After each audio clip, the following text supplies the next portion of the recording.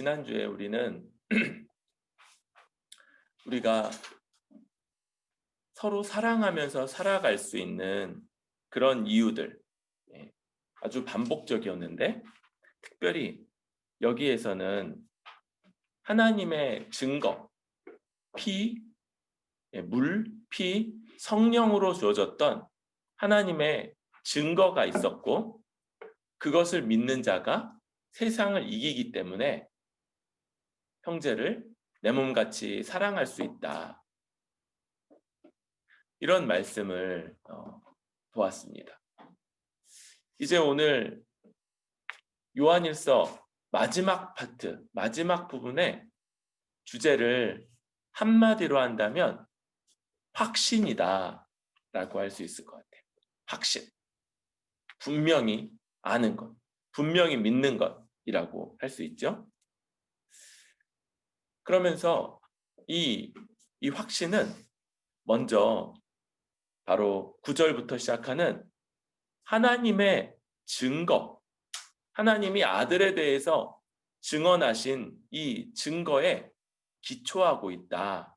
그래서 우리는 확신을 갖는다. 이렇게 말합니다.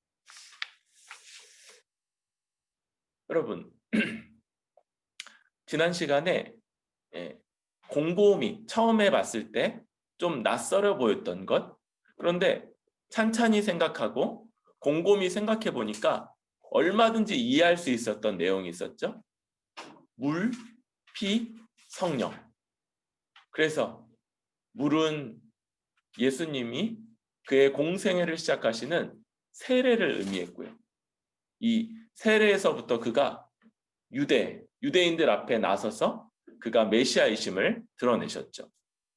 또 피는 쉽죠. 피는 십자가 죽음을 의미하고 그분이 십자가에서 원래 우리 죄인이 하나님 앞에 받아야 될 모든 진노와 저주를 그가 대신 받아 죽으신 형벌 대속적 죽음.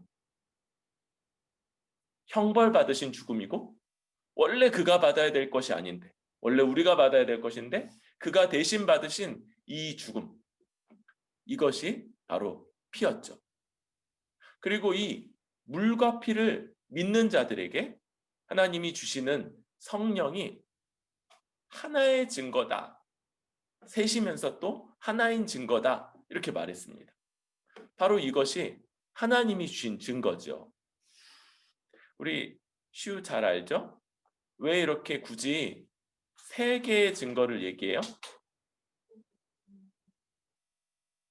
그쵸. 유대 법정에서 인정될 수 있는 증언은 한 사람이 말하면 안 되고 2명이나 3명의 증인이 같은 증언을 해야지만 법적에서 법적 효력을 가졌죠. 바로 그런 전통을 빌어와서 하나님이 이 3가지로 증언하셨기 때문에 이것은 아주 법적 효력을 가지고 유효한 증언이다라고 말하고 있는 거예요. 그럴 때 여러분 일반적으로도 사람이 법정에서 선서하고 이야기하는 증언들이 인정이 되는 거예요. 아주 일반적인 것이죠. 당시 로마도 이 성경이 쓰여질 때 온 유럽을 다스리고 있던 로마도 일종의 법치 국가였죠. 법에 따라서 다스려지는 국가. 그러니까 이런 게 아주 일반적인 것이었어요. 사람의 증거도 받는다면 하나님이 증언하신 것, 물, 피, 성령의 이런 증거들 어찌 받지 못하겠느냐, 어찌 믿지 못하겠느냐는 거예요. 그런데 여기서 특별히 성령이라는 증거는 우리에게 아주 중요한 위치를 차지하게 됩니다. 사실은 이것이 모든 믿는 자에게 하나의 증거기도 하지만 또한 조금 더 세밀하게 살펴보면 이런 거죠. 우리는 물과 피, 사도들이 전한 예수님에 대한 가르침인데 예수님의 공생의 시작부터 십자가 죽음까지를 다 가리키죠. 그럼 그 중간에 3년의 가르침은 빼먹나요? 아니죠. 물로 시작해서 십자가의 죽음으로 완성된 이 예수님의 공생의 전체의 가르침을 사도들을 통해서 받고 이걸 믿을 때 성령을 받게 되는 거예요. 성령을 받기 위해서는 이 물과 피, 특별히 당시 사람들이 꺼려했던 십자가의 죽음까지 믿고 받아야 하는 것이었죠. 그런데 그렇게 해서 하나님의 증언으로서 물, 피, 성령이 역사하지만 이 특별히 우리 안에 계시는 이 성령은 우리에게 아주 주관적인 경험, 하나님에 대한 확신과 하나님에 대한 더 풍성한 증거를 갖게 하는 거죠. 하나님을 힘입어 하나님을 의지하여 보통 사람이라면 걷지 않는 그런 길들을 선택하고 그리고 그 길을 걸으면서 원래면 어때요? 원래 보통 사람들이 왜 그 길을 안 걷냐면 그 길을 왜 안 가냐면 망할 것 같으니까. 그렇게 하면 질 것 같고 그렇게 하면 죽을 것 같으니까 그 길을 안 가는 건데 오히려 하나님을 힘입어 믿음으로 어떤 길들을 선택하고 걷고 그런데 그 가운데서도 하나님이 돌봐주시고 하나님이 인도해 주시고 하나님이 견디게 하시기 때문에 그런 상황들을 다 견뎌낸 이런 증거, 더 풍성한 증거를 성령으로부터 갖게 되는 것이죠. 반대의 경우도 있습니다. 반대의 경우. 그게 뭐냐면요. 안 믿는 거예요. 피와 물과 피, 하나님의 증언, 곧 주 예수 그리스도를 믿지 않고 그래서 그분을 따라 살지 않는 것입니다. 그분의 계명을 지키지 않고 그분의 명령, 형제를 내 몸같이 사랑하라는 이 명령을 따라 살지 않는 것.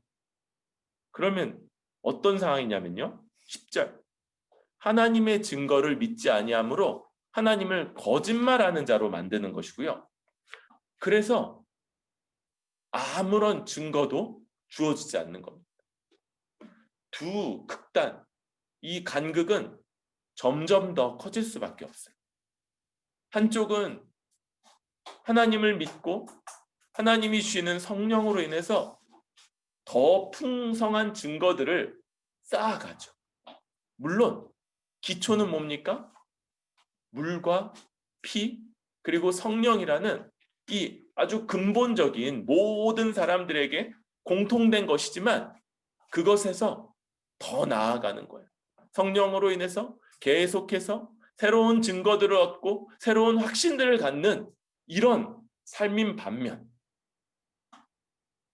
다른 한쪽은 점점 더 고갈되어 가는 거죠. 하나님의 말씀을 확신하지 않아요. 분명하게 믿고 그걸 의지하지 않으니까 어떻게 됩니까? 교회 안에 있을지라도 살짝 발만 걸치고 있는 것 같은 이런 모습인 거죠.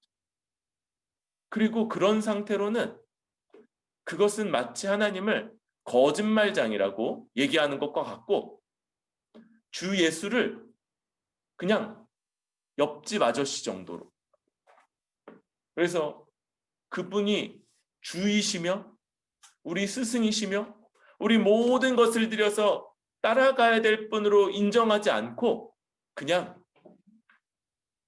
근처 사시는 좋은 분 정도? 그분 말씀 들을 때 가끔씩 교훈이 되고 아 맞지 좋은 말이네 마음도 따뜻해지고 그런데 그분께 자기 삶을 다 들여서 순종하진 않는 그 경우엔 더 이상의 증거가 주어지지 않는 거죠. 이미 물과 피와 성령을 믿지 못했는데 그것을 뒤엎을 만한 다른 증거들이 주어지지 않으니 어떻습니까? 항상 불신, 불확신, 불안 이것 가운데 머물게 되는 것이죠.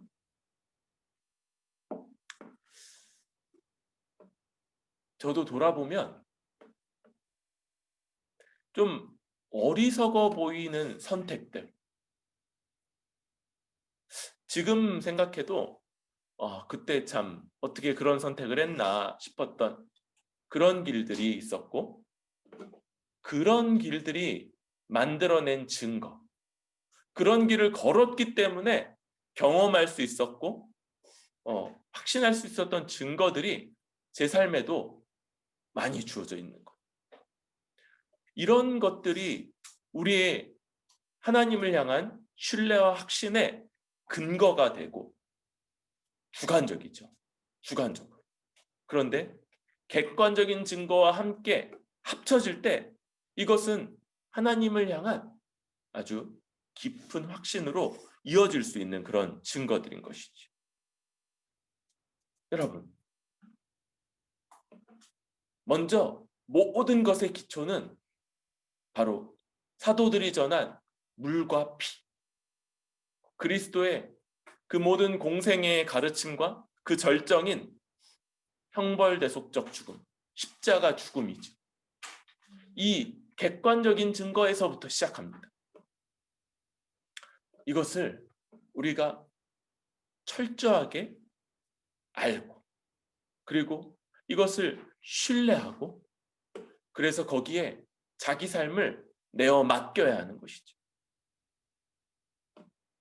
그렇게 할 때, 자기 삶을 내어 맡길 때 이제 우리 가운데 하나님이 주신 그 성령, 우리를 충만히 채우시는 그 성령이 우리에게 계속해서 더 많은 증거들과 주관적인 증거들과 확신을 주셔서 우리로 더 복된 삶으로 이끌 것을 확신합니다. 이런 것이죠. 여기 생명이라 말씀에서 11절, 12절에 나오는 생명, 새 생명이죠. 그리고 새 생명을 가지고 살아가는 삶이라고 할 수 있습니다. 성령께서 우리로 새 생명 가운데 살아가는 삶을 살게 하시는 거고요. 동시에 이런 삶을 살아갈 때 더 분명하고 더 큰 확신들을 가지며 살아갈 수 있는 것이죠. 우리가 이런 삶을 더 분명하고 더 확실한 것, 이 땅에서 어느 정도의 한계는 존재하지만 그러나 더 분명하게 더 확실하게 하나님의 살아계심과 또 우리에게 이 복된 새 생명이 주어져 있음을 믿고 살아갈 수 있는 삶, 이 길을 성령에 힘입어 살아갈 수 있기를 바랍니다. 그런데 이제 우리가 이런 삶을 살겠노라 이렇게 할 때 이제 문제들이 있는 거예요. 문제들. 어떤 문제들이냐면요, 우리 요한일서에서 계속 나왔던 이런 삶을 살아가야 되는 우리의 배경이 되며 또 환경이 되는 것 뭡니까? 세상인 거죠. 세상. 그리고 거기서 이런 삶을 사는 게 호락호락하지가 않은 거예요. 또 한 가지 있습니다. 이런 삶을 살고자 할 때 형제를 내 몸같이 사랑하며 살아가는 삶인데, 그런 삶의 또 한 가지 문제는 바로 형제의 죄라고 할 수 있는 거죠. 형제의 죄. 이런 상황들 앞에서 우리가 어떻게 형제를 사랑하는 이 새 생명의 삶을 살아갈 수 있겠는가? 오늘 말씀은 두 가지로 이야기를 하고 있어요. 우리 먼저 13절부터 15절 읽도록 할까요? 13절부터 15절 시작. 내가 하나님의 아들의 이름을 믿는 너희에게 이것을 쓰는 것은 너희로 하여금 너희에게 영생이 있음을 알게 하려 함이라. 그를 향하여 우리가 가진 바 담대함이 이것이니 그의 뜻대로 무엇이든 구하면 들으심이라. 우리가 무엇이든지 구하는 바를 들으시는 줄을 안즉 우리가 그에게 구한 그것을 얻을 줄을 또한 아느니라.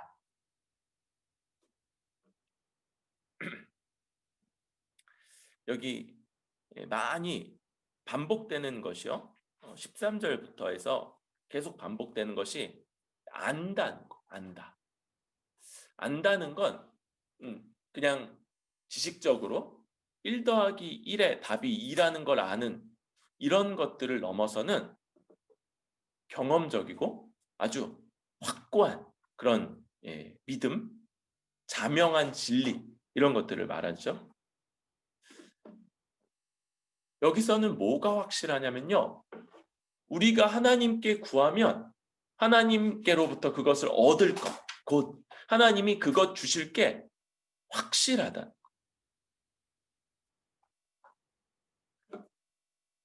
세상 가운데 우리가 그렇게 하면 이 세상의 원리로, 이 세상의 방식으로 질 수밖에 없고 망할 것 같고 죽을 것 같은데 그런데 그러지 않을 거라는 거.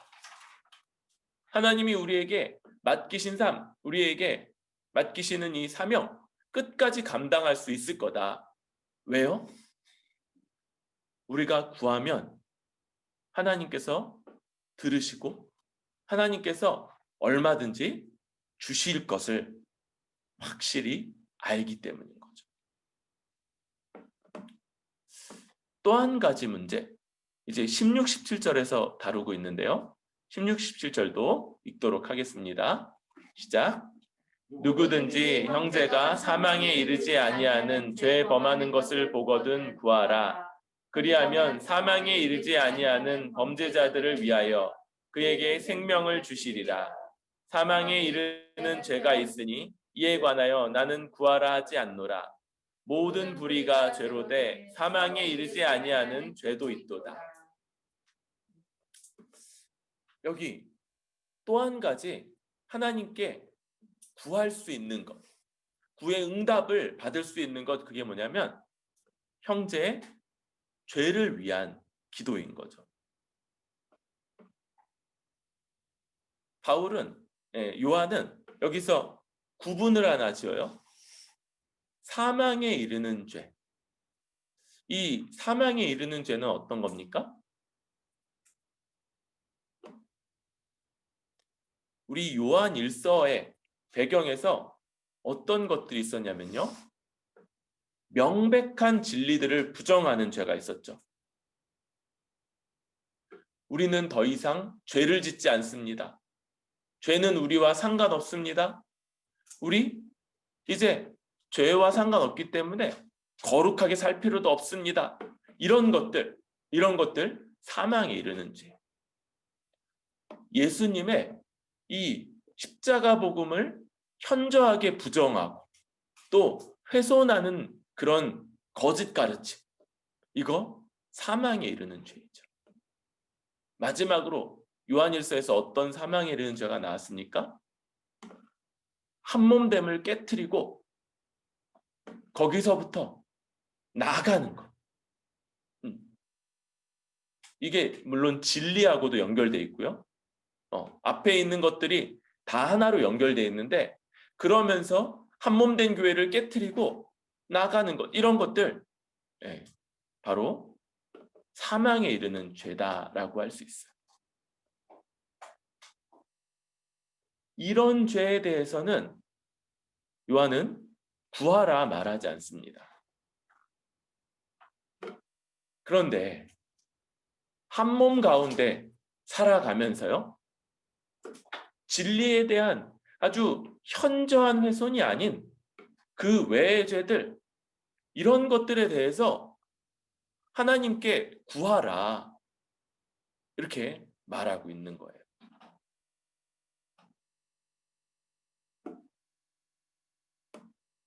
우리는 우리가 오늘 고백했던 이 주기도문에서부터 바로 이런 내용들이 아주 주의 가르침에 근간이 되고 있고 우리가 구해야 될 기도의 아주 핵심적인 내용이라는 것들을 보게 됩니다. 여러분, 주기도문은 두 개의 파트로 나눠져 있었죠? 오래됐지만 우리 기억을 되살려 보죠. 앞부분 당신 청원, 그죠? 당신 청원. 그래서 우리 말에는 약간 이 당신이라는 말이 좀 건방져 보이기 때문에 그렇게 잘 안 하지만 영어에서나 혹은 원어에서는 유어라는 말이 반복됐어요. 그래서 하나님의 나라가 임하고 이름이 거룩히 여김을 받고 뜻이 하늘에서 이루어진 것처럼 땅에서도 이루어지길 구하는 이런 기도, 하나의 기도이면서 또 서로 관련돼 있는 하나의 기도이면서 또 각각의 측면을 갖고 있는 이런 당신 기도가 먼저 나왔죠. 그 다음에는 뭡니까? 우리 청원, 우리. 그럴 때 첫 번째 우리 청원이 오늘 우리가 쓸 것, 먹을 것을 달라는 그런 기도였어요. 그리고 두 번째는 뭡니까? 우리가 우리에게 죄 지은 자를 사하여 준 것 같이 우리 죄를 사하여 달라는 기도였죠. 바로 지금 요한이 요한일서의 마지막에서 강조하고 있는 이 기도 응답의 확신, 이 부분은 바로 이 신자가 형제를 사랑하면서 하나님 앞에 드리는 기도, 그런 기도가 바로 주기도문과 같은 기도이며 이것이 우리 모두가 하나님 앞에 올려드려야 되는 마땅한 기도라는 그런 이해를 갖고 있는 것이죠. 여러분, 우리가 구하는 것 무엇이든지 하나님이 응답하신다라고 말하는데요. 우리 뭐 구합니까?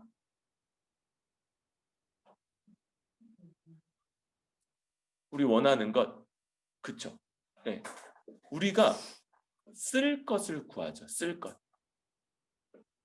양식을 구한다고 하는데요. 이 양식은 진짜 먹는 것을 포함하지만 먹기만 해서 됩니까? 입어야 되고 또 죽어도 해야 되고 또 소비도 해야 되죠. 이런 모든 필요한 것들, 물질적인 것뿐만 아니라 영적인 것들, 또 정서적인 것들도 포함한다고 할 수 있죠. 이런 것들을 다 주께 구하라는 거예요. 그런데 여기에 제한이 붙어 있죠. 어떤 제한입니까? 일용할인 거예요. 일용할. 여기 중요한 게요. 일용할이었죠. 우리가 쓸 것을 구하면 하나님께서 얼마든지 응답하시고 주시는데 그 구함은 일용할 것에 대한 구함이어야 됐어요. 이건 뭡니까? 우리가 과도한 것들, 잉여의 것들을 막 가져서 그걸로 우리의 앞날, 우리 노후 이런 것들을 보장하려고 하지 말라는 거예요. 하나님 앞에 그날치를 구하고 그리고 그날치를 받았으면 만족하는 것. 왜 그렇습니까? 여러분, 만약 그러지 않는다면 우리는 계속해서 더 많이 쌓고 더 많이 쌓고 우리의 불안한 앞날, 우리의 예측할 수 없는 미래를 이런 것들로 채우기 위해서 더 많은 것들을 쌓다가 정작 뭐 할 시간이 없어요? 새 생명의 삶, 형제를 돌보고 사랑할 시간을 갖지 못해요. 하나님 앞에 기도하지만 그러나 다시금 물질에 노예되는 삶이고 이것들이 결국은 이렇게 쌓아놓은 재산, 재물이 우리의 앞날 보장할 거다. 우리의 안녕을 보장할 거다라고 그렇게 의지하게 되는 삶인 것이죠. 여러분, 이것들을 주께서는 경계하십니다. 그래서 여러분, 하루에 쓸 것을 구하고 또 이 쓸 것을 위해서 일하는 일도 우리는 제한을 두는 거예요. 세상에는요, 이 제한이 굉장히 무너져 있어요. 대기업 같은 데들은 뭐 요즘 워라밸, 그래서 뭐 다시 조금씩 뭐가 있기도 하지만 또 은근히 뒤로 다 일하게 하죠. 이런 게 없어요. 그러니까 일의 끝도 없고 쉼도 없고, 그러니 문제는 뭡니까? 자신 곁에 있는 사람들을 돌볼 시간도 에너지도 여력도 없는 거예요. 하나님이 다 주시겠다 이렇게 약속하시는 것 뭐 때문입니까? 우리한테 새 생명의 삶 살아가라고, 하나님이 주시는 복된 것들을 누리고 그 가운데 회복되고 또 그 삶의 핵심 다른 형제들을 잘 돌보면서 살아가라고 우리한테 그런 이 확신, 너희가 구하는 것 얼마든지 주신다는 이런 확신을 주시는 건데, 사실은 신뢰하지 않는 거죠. 이걸 신뢰하지 않으니까 자기 힘으로, 자기 손으로, 그런데 자기 힘으로 자기 손으로 일해서 채우려니까 어떻습니까? 한계가 없는 거예요. 한계가.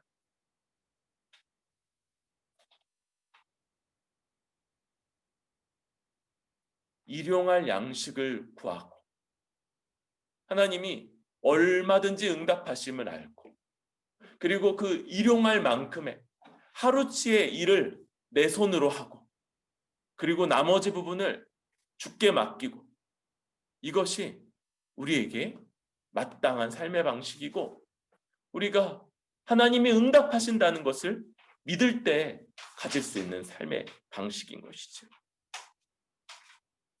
또한 이 한몸됨을 깨트리고 부정하고 혹은 아주 현저한 그런 진리를 훼손하는 일을 행하지 않은 형제, 그런 형제의 죄, 우리 어떻게 해야 됩니까? 교회가 같이 그런 형제 회복되고 또 온전케 될 수 있기를 죄를 용서하면서 기도해야 되는 거죠. 주기도면서 가르쳐 주신 것처럼 우리가 우리에게 죄 지은 자를 사하여 준 것 같이 우리 죄를 사하여 달라라고 기도하라 하신 것, 이거 하나님이 조건적으로 우리 죄를 사하신다는 얘기 아니라고 그랬죠.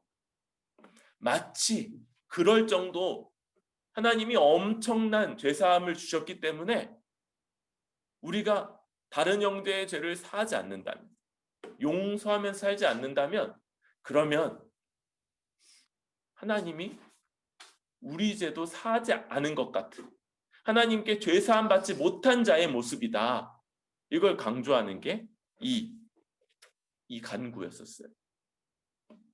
지금 주께서 공동체 가운데 죄 문제가 있어요. 얼마든지 이런 문제들이 벌어질 수 있어요. 그때 그런 형제를 위해서 구하고 용서하면서 이 공동체를 지켜가라는 것. 우리는 이렇게 하나님이 반드시 우리를 기도를 들으시고 응답하신다는 확신을 갖고 또 이것을 의지하면서 주 앞에서 살아가야 하는 것, 그게 바로 주기도문에서 주님께서 가르쳐 주신 것이며, 또한 요한이 하나님 앞에 이렇게 기도하며 응답을 받고 또 의지하라고 말씀하신 그런 내용에 있음을 보게 됩니다. 이제 마지막 부분인데요, 18절부터 20절까지 21절까지의 이 마지막 부분, 이 부분 역시도 주기도문의 마지막 부분과 연결되어 있습니다. 우리 주기도문의 마지막 부분은 뭡니까?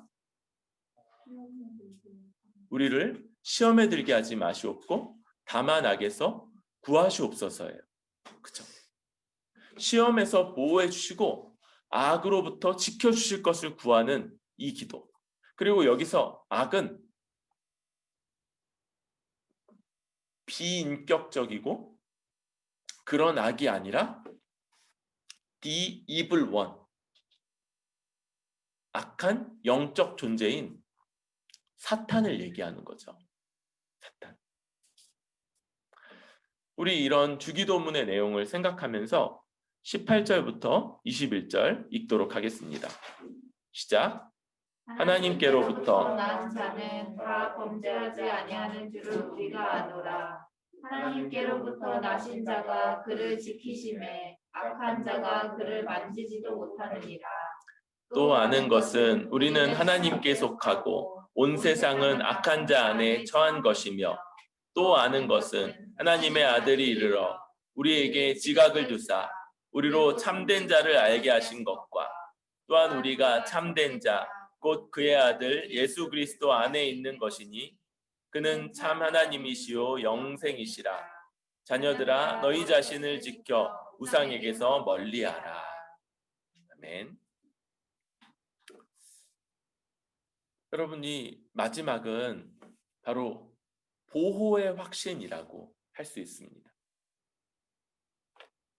우리는 하나님께서 자기 백성들을 보호하시고 돌보시고 지키신다는 걸 확신할 수 있어요.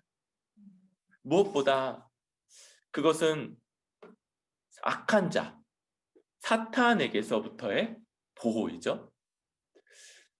여러분, 이 악한 영적 존재인 사탄은 우리의 생각이나 우리의 능력, 우리의 이성, 판단, 이 모든 것을 뛰어넘을 만큼 훨씬 더 영적인 존재고 또 그 권세와 지혜, 이것이 우리 힘으로 감당할 수 없는 존재입니다. 뭐 그런 얘기들도 하죠. 아이, 그때 사탄이 뱀으로 꼬셨을 때 아담과 하와가 그것만 안 먹었어도, 선악을 알게 하는 나무 열매만 먹지 않았어도 우리가 이 고생할 일이 없었을 텐데, 이렇게 말할 텐데, 여러분, 사실은 또 그렇지가 않은 거예요. 이 사탄의 유혹과 또 미혹 가운데 그것을 견뎌낼 만한 사람들이 많지 않은 거예요. 그런데 하나님, 그걸 견뎌내는 사람, 그걸 이겨낼 수 있는 사람, 하나님께로부터 난 자다, 이렇게 말하는 거죠. 왜 그렇습니까? 우리는 하나님이 이 원시복음에서부터 하셨던 일이 어떤 건지를 알고 있어요. 원시복음, 창세기 3장 15절. 네. 하나님이 그 뱀, 사탄이 뱀으로 등장했던 그 뱀과 여자가 원수가 되게 하고요. 뱀의 후손과 여자의 후손도 원수가 되게 했죠. 여러분, 이 원수가 된다는 것 어떤 거냐면요. 그 전에 아담과 하와가 범죄할 때는 어떤 일이 벌어졌습니까? 아담과 하와가, 특별히 하와가 뱀의 말을 더 듣고 뱀의 말을 더 믿었어요. 그런데 하나님께서 아담의 후손, 여자의 후손과 뱀의 후손을 원수가 되게 함으로써 이제 이 둘 사이에 간극이 생겨나도록 하시는 거예요. 그러니까 뱀의 말, 곧 사탄의 말을 듣고 믿고 따르는 뱀의 후손들. 오늘 말씀에서는 뭐라고 표현합니까? 19절에 온 세상, 세상이죠, 세상. 뱀의 말을 믿고 따르는 이 세상, 그런 세상과 원수되어서 우리 하나님께로부터 난 자고 교회이며 하나님의 백성이 존재하는 것. 이 둘이 구분돼서 원수로서 존재하는 것, 그게 바로 창세기 3장 15절부터 하나님이 원시복음에서부터 나타내신 것이죠. 뿐만 아니라 여자의 후손이 뱀의 머리를 상하게 할 것을 예고하심으로써 이제 이 대립과 갈등, 원수됨이 언젠가 여자의 후손 편에서의 승리로 마감되게 될 것까지도 하나님이 예고하셨죠.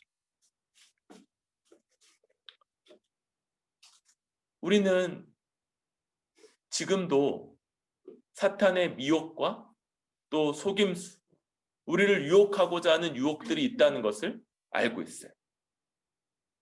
그런데 우리는 만약에 우리가 우리 힘으로 견뎌야 됐다면 도무지 견딜 수 없었을 것이고 이길 수 없었을 것인데, 얼마든지 이겨낼 수 있는 것, 바로 하나님께로부터 난 자가 이제 주 예수 그리스도 안에 있고 하나님께 속했고, 바로 하나님 아들이 우리에게 지각을 주셔서 참된 자를 알고 또 참된 자, 그의 아들 예수 그리스도 안에 있기 때문에 우리가 그러하다, 이렇게 말하거든요. 여러분, 이제 우리는 보호를 확신할 수 있습니다. 우리는요, 하나님의 아들 안에 있고요, 이제 참된 자, 바로 하나님을 아는 자들, 그리고 이 온전한 지식, 이 분명한 지식이 우리가 하나님 안에 거하며 하나님의 보호를 받아 살아갈 수 있게끔 할 거예요. 다만 이제 한 가지 경고가 있는 거죠. 뭡니까? 우상에게서 멀리하라. 우상. 마지막으로 요한이 경고하는 것, 하나님의 백성이면, 하나님께로부터 난 자면, 주 예수 그리스도 안에 있고 주 예수 그리스도로부터 지각을 받아서 참된 자를 아는 자면 하나님이 지켜주실 거예요. 그런데 다시 한번 참된 자, 진리를 놓치고 거짓된 것, 이 세상의 방식과 그 뒤에서 미혹하는 이 사탄에게 빠지는 것, 바로 우상 숭배, 이것 하나에 있을 때 우리는 마찬가지로 하나님의 백성으로서의 이 모든 보호와 돌보심 가운데 거하지 못하게 될 것이죠.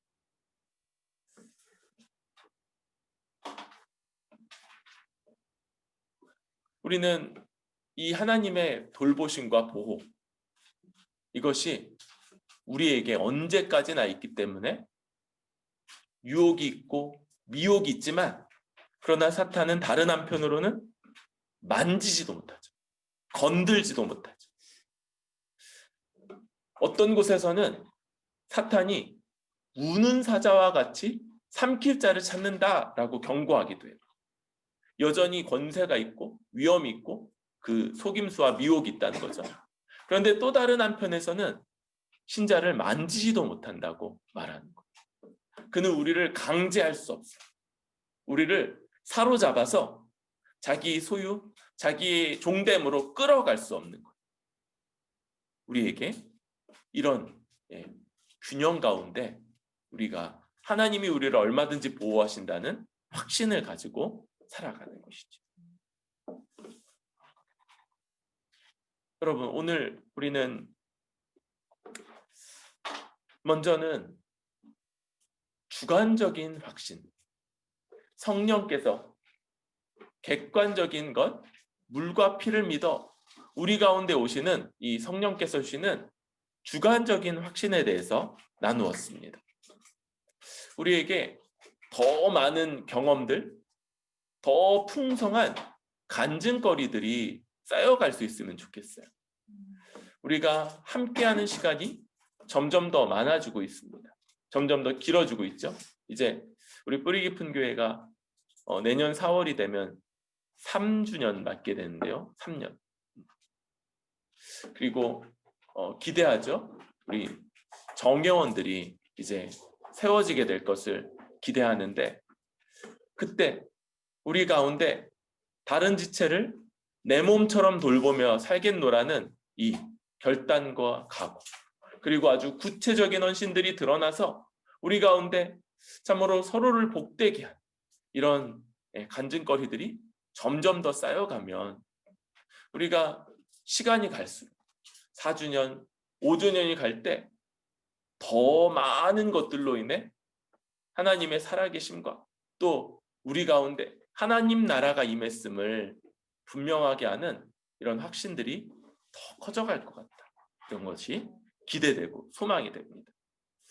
그러면서 우리는 주님이 주기도에서 가르쳐 주신 것, 바로 그러한 것들이 요한이 요한일서 마지막에서 다시 한번 강조하고 있는 신자의 삶의 아주 핵심적인 부분이라는 것들을 알게 되는 거예요. 주기도문에서 이 당신 청원, 하나님 나라가 임하고 이름이 거룩히 여김을 받고 뜻이 하늘에서 이루어진 것처럼 땅에서도 이루어지기를 구하는 이 기도는 오늘 우리 말씀에서 본다면 뭐라고 생각할 수 있는 겁니까?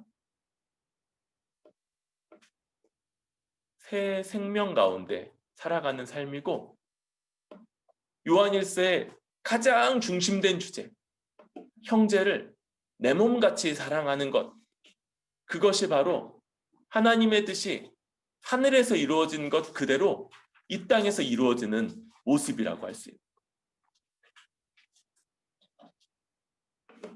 그리고 그런 삶을 위해서 주께서 우리에게 주시는 확신 뭡니까? 우리 기도에 분명히 응답하신다는 거죠. 무엇이든지 우리 필요한 것들, 원하는 것, 이것들을 구하면 하나님이 주시는데, 그런데 주님이 뭐라고 가르치십니까? 일용할 것을 구하라.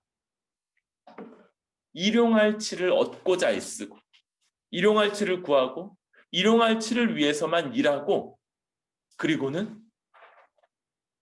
그 다음 날 것은 다음 날, 거기서 멈추고, 거기서 우리 하나님을 의지하는 법을 배우고, 그래서 물질이나 결국은 내가 수고하여서 내 안식, 내 안녕, 내 미래를 보장하겠노라는 이 세상의 방식이 아니라 하나님의 방식대로 살아가라는 것을 가르치는 것.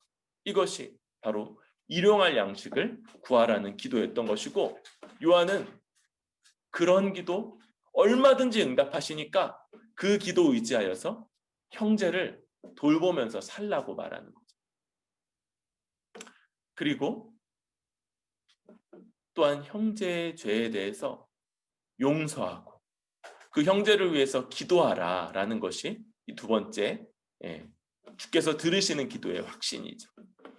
한몸됨을 지키고 형제와 함께 살아가기 위해서, 그를 돌보기 위해서 수고하고 애쓰는 것, 그 가운데 그의 죄를 위해서도 기도하고 함께하는 이것이 주께서 받으실 만한 것이고 또 얼마든지 응답하신다는 것이 보장되어 있는 그런 내용인 것이죠. 마지막으로는 바로 이 모든 것 가운데 우리에게 궁극적인 승리가 주어질 것이 보장되는 거죠. 왜냐하면 악한 자, 사탄이 우리를 건들 수 없고, 우리가 하나님 안에서, 진리 안에서 끝까지 보호받고 또 돌봄 받을 것이기 때문에 그러함을 믿고 확신할 수 있다고 말하는 것입니다. 여러분, 이렇게 요한일서가 맞춰지게 됐어요. 네.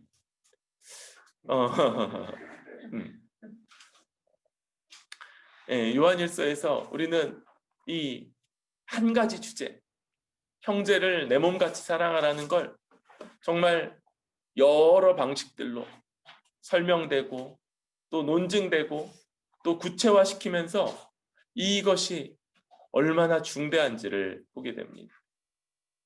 그리고 그걸 할 수 있도록 우리에게 베풀으신 주님의 은혜, 주님의 물과 피, 우리를 대속하신 이 세례뿐만 아니라 이 우리 대신에 받으신 이 형벌대속적 죽음까지, 이 모든 것들의 기초에서 우리가 얼마든지 이렇게 살아갈 수 있는 존재라는 것도 다시 한번 기억하게 됩니다.